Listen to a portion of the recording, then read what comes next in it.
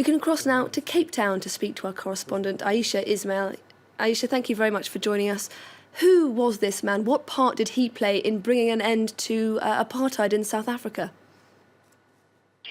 Well, Ahmed Kathrada has played a significant role in bringing an end to oppression and apartheid in South Africa. You will recall that he spent 26 years in prison. He spent time on Robben Island with Nelson Mandela. Now, Ahmed Kathrada spent most of his life fighting for the downtrodden and for the poor people of South Africa. He was unashamedly pro-poor.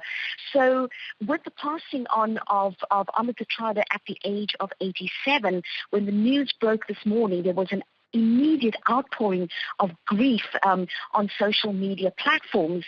Ahmed Kathrada was also very, very critical recently of the Jacob Zuma regime, and in a personal letter which he penned to Jacob Zuma, he said, "Submit to the will of the people or resign." He said he called on President Jacob Zuma to resign and said to him, "It is the right thing to do." He was very critical of the Nkandla scandal.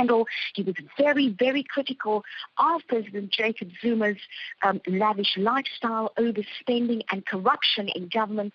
And so the country, South Africa, is poorer today without Ahmed Kathrada, who's been described as South Africa's moral compass and probably one of the most honest people and honest leaders in the political spectrum in South Africa. And are you able to tell us anything about the funeral preparations? Well, having said that, Ahmed Kathrada was a very simple man, a very humble man. He has requested that he be buried as soon as possible. He did not want to be kept alive artificially. And in a couple of hours' time, Ahmed Kathrada will be having a very simple burial according to Muslim rites.